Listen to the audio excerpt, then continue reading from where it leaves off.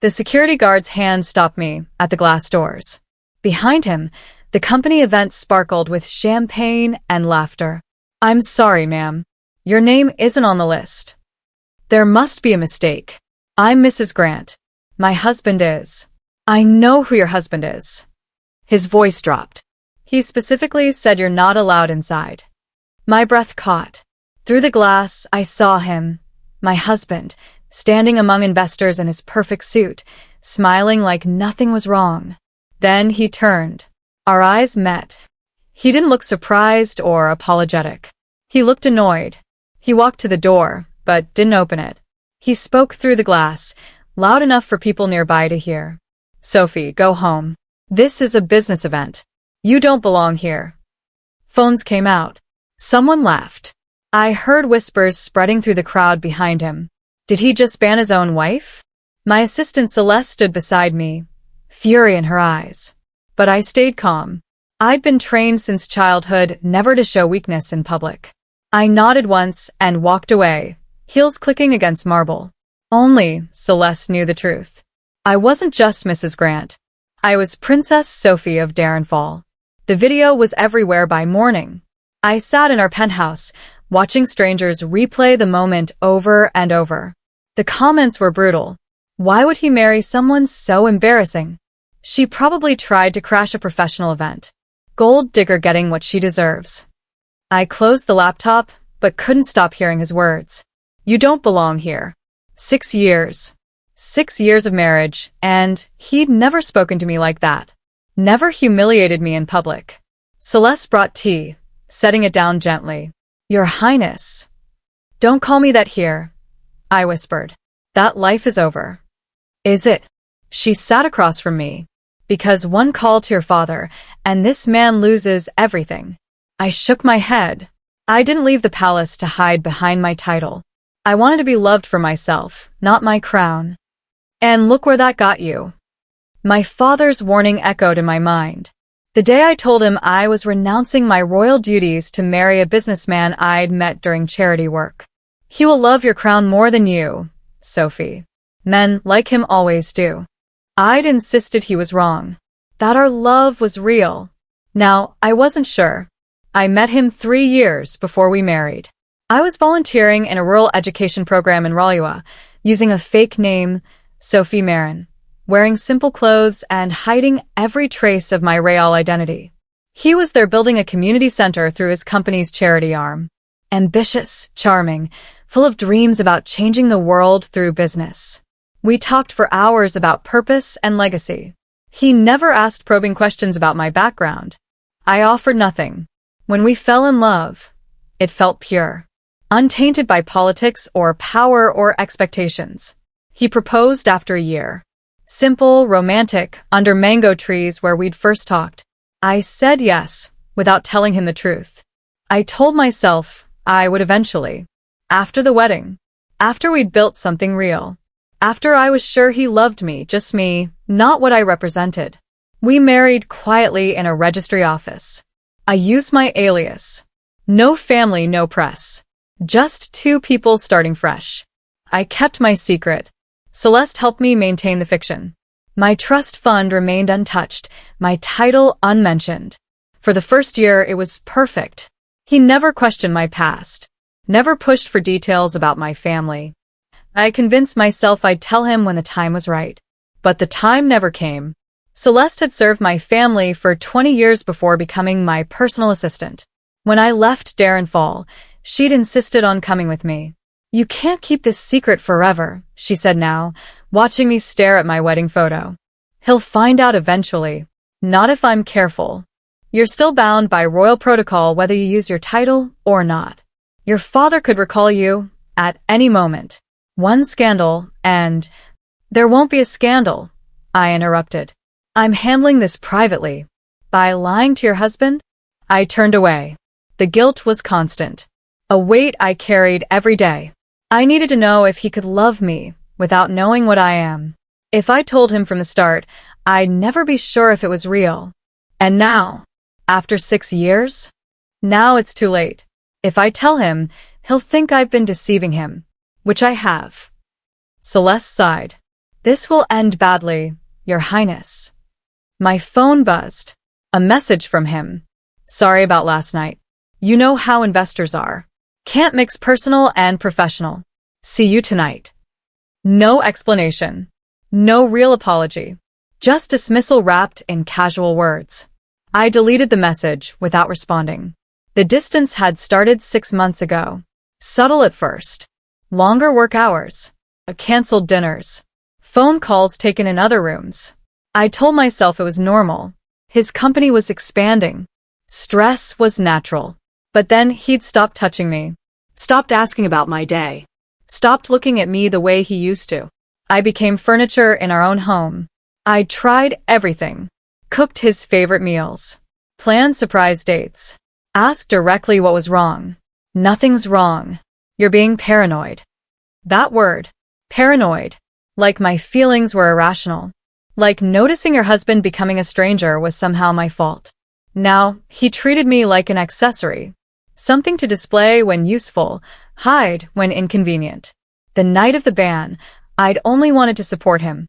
To stand beside him at his moment of success.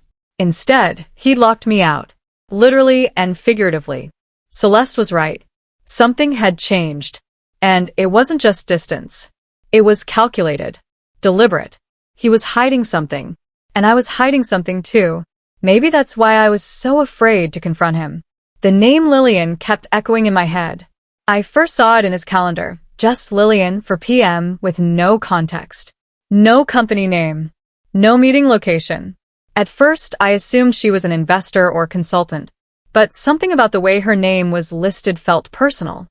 I asked him that evening as he loosened his tie. Who's Lillian? He looked up too quickly. Who? Lillian. I saw the name on your calendar. His smile didn't reach his eyes. You're looking at my calendar now? I glanced at it on the kitchen iPad. He stood up abruptly. Sophie, you're being paranoid. I watched him pace, his voice rising. You don't trust me now? Is that what this is? I asked a simple question. Then trust my answer. She's no one you need to worry about. He left the room before I could speak again. Later that night, Celeste caught him in the hallway, whispering to someone on the phone. When he hung up, he opened his phone and deleted the entire thread. No backup. No trace. Celeste didn't confront him. She simply texted me. He's hiding something. I stared at her message for a long time. He began leaving earlier for work and coming home later than ever. He always had excuses. Investor breakfasts, development meetings, site visits. I stopped asking after a while. What was the point? He started guarding his work phone. Wouldn't let it leave his pocket. Sometimes he even took it into the bathroom with him.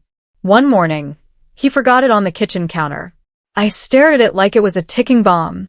My hands shook. Privacy had always been sacred between us. But so had honesty. I picked it up. No password. He'd never felt the need to lock it at home. The message notification was still on the screen. Good morning, my love. Can't wait to see you tonight. Your wife, Val. Your wife. My hands went numb. I read it again. And again. Your wife. I scrolled through their conversation. Months of messages. Sweet, intimate, casual. Photos of an apartment I'd never seen. Dinner reservations. Inside jokes. And at the bottom, I'm so glad we kept the wedding small. Just us, no drama. You were right, this is better than some big public thing. The phone slipped from my hands. He was married to her. Not just cheating. He'd married someone else. While still married to me. That afternoon, the final piece arrived. A small white envelope, misdelivered from the apartment 2 floors down. Mr. and Mrs. Grant. You are cordially invited to the annual charity gala.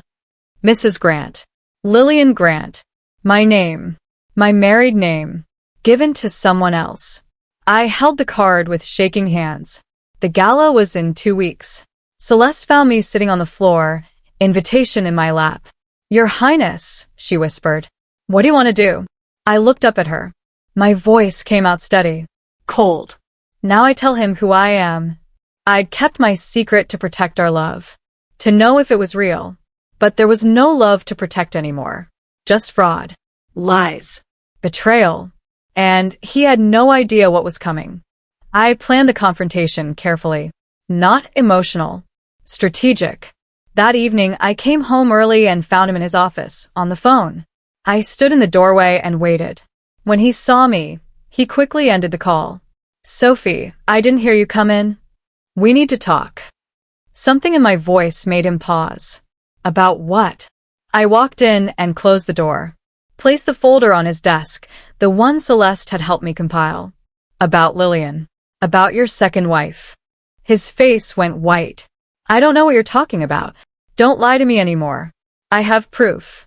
Messages. Bank statements. A wedding invitation with her name as Mrs. Grant. He opened his mouth. Closed it. Opened it again. Sophie, I can explain.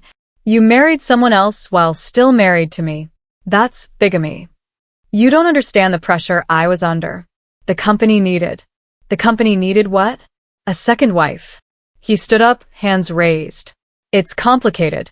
The investors wanted someone more polished. Someone who fit the image. You never wanted to be involved. So you replace me? No. I still love you. You're my real wife. Lillian was just for show. For show. My voice rose despite my efforts. You married her. You live with her. It's not real. It is to her. Silence fell. Heavy. Suffocating. What do you want, Sophie? Money? I'll give you money. Just don't make this public. I stared at him. This stranger wearing my husband's face.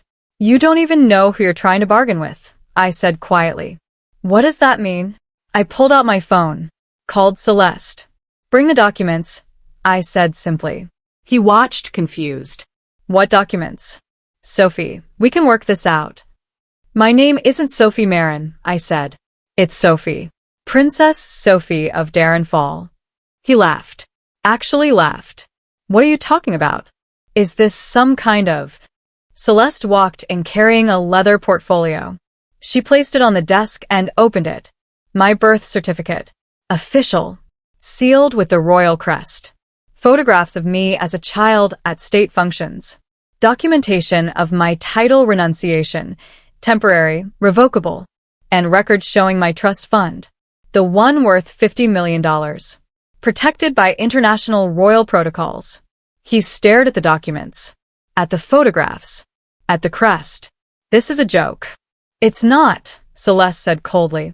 I've served Her Highness since she was a child. When she left Darren Fall to marry you, I came with her. But why would you? He looked at me. Why didn't you tell me? Because I wanted you to love me. Just me. Not my title. Not my money. His face went through several expressions. Shock. Confusion. Then something darker. Calculation. $50 million, he said slowly. You have access to $50 million. My stomach turned. There it was. No. I renounce my title. The trust is frozen until I reclaim my position. But you could reclaim it. You could access that money. That's what you care about? Not the bigamy? Just the money. Sophie, princess, you lied to me too. For 6 years. Because I wanted to know if you could love me without it. And I do. But if you told me... Get out, I said quietly. What? Get out of this apartment. Get out of my sight. He didn't leave immediately. He pleaded. Made excuses. Said we could fix it. I let him talk until his words ran dry. Then I said one thing. I'm going home. To Darren Fall. And I'm taking everything you built on my silence with me. His face went pale. You can't. Watch me. Celeste was already on the phone, speaking rapidly in Darren Fallion. By midnight, I'd packed a single bag, left my wedding ring on the nightstand, wrote no note. As we drove to the private airstrip, I looked back once at the city lights. 6 years. 6 years of trying to be normal, trying to build a life without the weight of a crown. And all I'd gotten was a man who saw me as a vault to crack. Never again. My mother met me on the terrace at dawn. Not at the palace, somewhere discreet. A private estate where no press could see me arriving. I'd expected judgment. Told you so wrapped in silk. Instead, She opened her arms. I collapsed into them, sobbing. I'm sorry, I choked out. You were right. Hush. She stroked my hair. You loved him. That wasn't wrong. But I was so stupid. You were brave. You followed your heart. He used me. He married someone else. I know. Her voice hardened. Celeste briefed me. And we're going to handle this. How? She smiled. Thin. Dangerous. Come home, Sophie. The crown forgives love, but it never forgives blindness. That night, I sat with my father in his study. He didn't hug me, just looked at me across his desk. Are you ready to finish this lesson? Yes. Then let's begin. My father's investigators worked fast. Within 3 days, they'd uncovered everything. The second marriage, the forged documents, the shell companies. But the worst part was my trust fund. He'd been trying to access it for 2 years. Hired lawyers, accountants, investigators to find loopholes. He'd been working on forgeries. My signature on documents that would have transferred millions. He almost succeeded, the lead investigator said. Another month, and he would have gotten access. My mother's hand tightened on mine. That's fraud. Against the crown. Can we prosecute? My father leaned back. Internationally? Complicated. But we can freeze everything. Expose the fraud. Destroy his business. That's not enough. What do you want? I looked at the papers. At his forged signatures. I want him to lose everything. Publicly. The way he humiliated me. My father smiled. Grim. Then that's what you'll get. The deeper they dug, the worse it got. He'd used my name, my dormant trust as collateral for loans. Told investors he had royal connections. Built his entire expansion on the promise of my wealth. Everything he'd achieved was based on me. A princess he'd locked out of his office. If we pull support, the financial advisor explained, his company collapses. Loans get called. Investors withdraw. How long? Days. My mother watched me. You're sure? He married me for money he couldn't access. Then married someone else while trying to steal from me. Yes, I'm sure. And Lillian?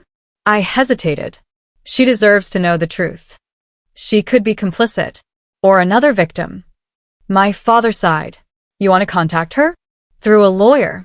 Give her a chance to see who she married. That's more mercy than he showed you. I know. But I'm not him. The lawyer made contact carefully. A letter to Lillian's office. No threats. Just facts. Copies of our marriage certificate. Photos. Proof I existed. She called within an hour. This is a joke. Some kind of scam. I can provide additional documentation. He's not married. He told me his first engagement ended years ago. I have 6 years of marriage records that say otherwise. Long silence. Then, quietly. Can I meet her? I agreed. 1 meeting. Neutral location. Lawyers present. She arrived looking terrified. Young, pretty, professional. Nothing like I'd imagined. We sat across from each other. 2 women. Same husband. Different lies. How long have you been married? I asked. 8 months. My stomach turned. I've been married to him for 6 years. Her face crumbled. He said you were an ex. That you were stalking him. Of course he did. I'm not stalking him. I'm his wife. Legally. I never divorced him. Then what am I? I looked at her. Really looked.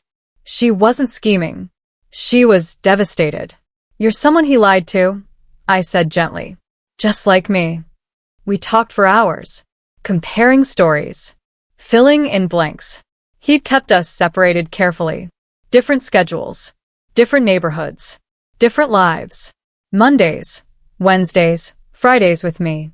Tuesdays. Thursdays. Weekends with her. Surgical. Precise. Did he ever say he loved you? I asked. Every day. Her voice broke. I thought we were building a future. So did I. She looked at the documents. What do we do now? We expose him. How?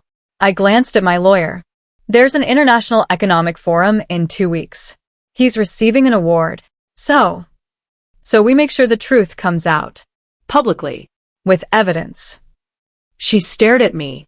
You want to destroy him. I want justice. For both of us. Lillian was quiet. Then she nodded. Tell me what you need. Planning took 10 days. My family's legal team coordinated with authorities. Prepared documents. Timed releases. Lillian provided access to his communications. More evidence. More lies. The forum was in Geneva. Prestigious. High profile. Every major business leader attending. Including him. My father arranged invitations for me for Lillian for key investors. Insured press would be there. The night before, my mother found me on the terrace. Tomorrow, he learns who he married, she said. And who he lost. She kissed my forehead. I'm proud of you. I'm terrified. Good.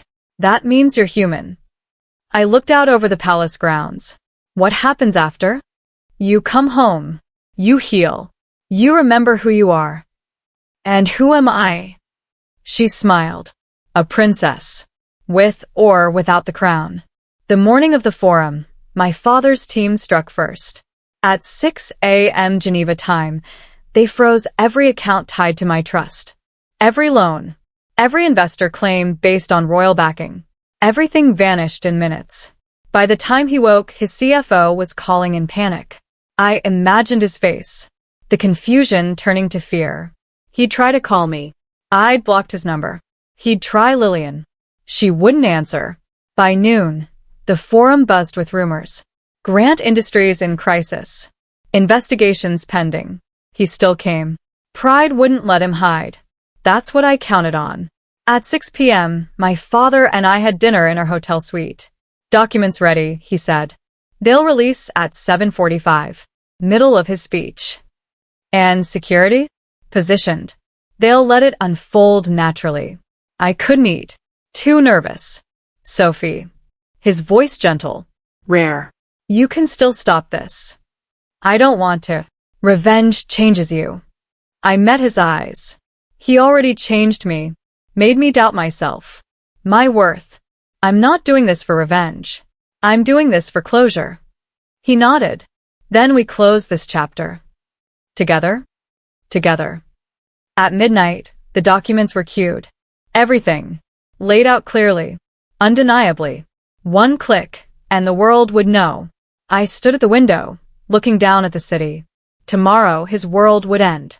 And mine would finally begin again. The forum started at 7.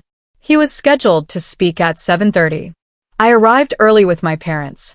Royal security flanked us. People noticed. Whispers spread.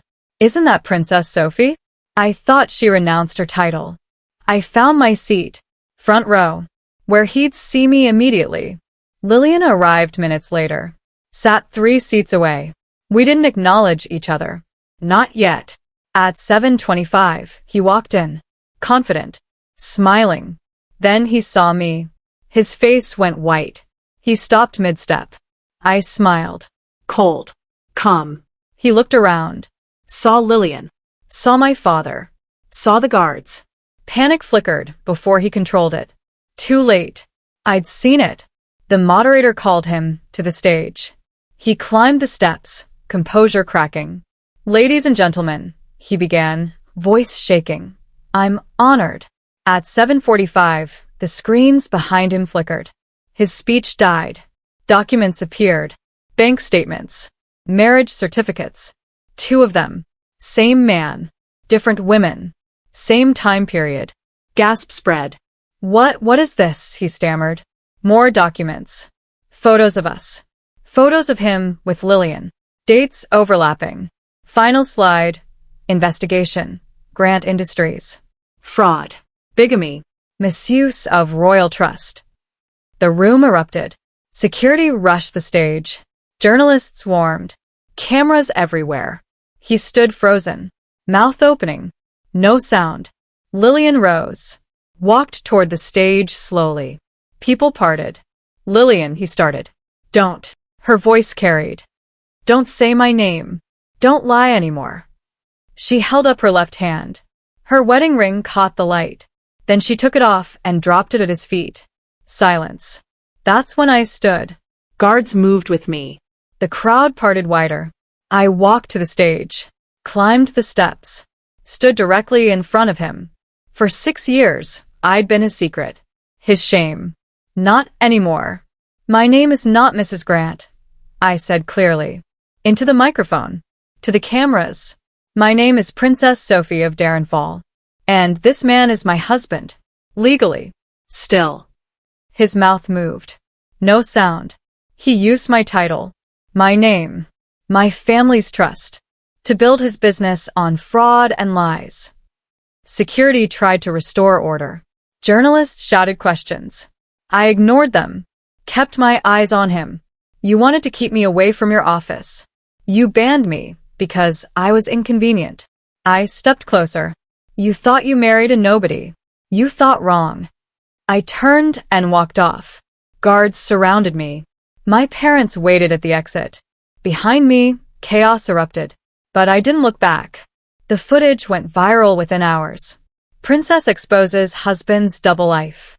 Royal fraud scandal. 2 wives. 1 ceremony. 0 mercy. By morning, he'd been arrested. Fraud. Bigamy. Embezzlement. Misuse of royal trust. Investors fled. His company collapsed. Partners distanced themselves. Lillian filed for annulment immediately. Her marriage wasn't legal anyway. I filed for divorce. My lawyers assured me it would be quick. He had no leverage. Everything he'd built on my name was gone. 2 weeks later, I stood in a Geneva courtroom. Formal. Cold. Final. He was there in handcuffs, looking 10 years older. Our eyes met once. Briefly. I felt nothing. The judge granted the divorce. Ordered restitution. Banned him from using my name. Do you have a statement? The judge asked. I looked at him one last time. No, Your Honor. I've said everything I needed to say. Outside, Lillian waited. Thank you, she said quietly, for telling me the truth. Thank you for believing me. We stood there. 2 women who'd loved the same lie, who'd survived it. What will you do now? She asked. Go home. Heal. Remember who I am. And who are you? I smiled. Genuine this time. Still figuring that out. 6 months later, I stood in the palace gardens, watching spring bloom. I'd resumed some royal duties. Not all. Enough to feel useful. To remember my purpose. The scandal had faded.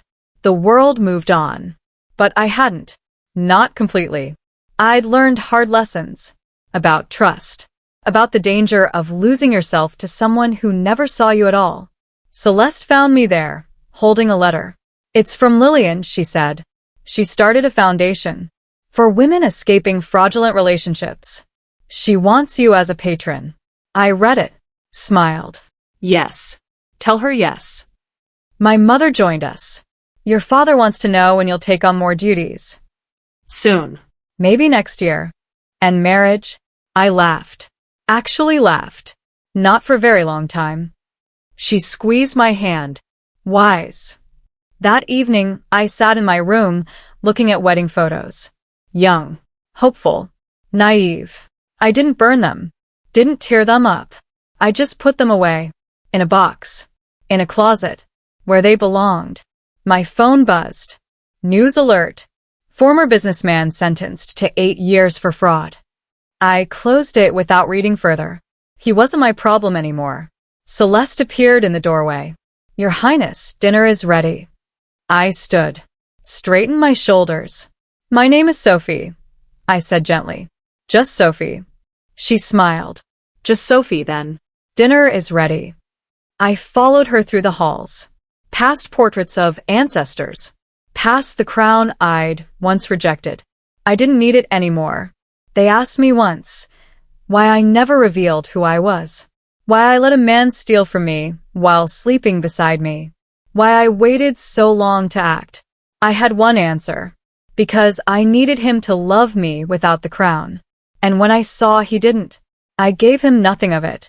He thought he was clever. That he married a quiet girl with just enough mystery to matter and too little voice to be heard. He banned me from his office. He erased me from his world. But he didn't know who I was. Didn't know what I carried. He thought he'd outgrown me. Instead, he stood on me and I stepped away. I didn't take revenge.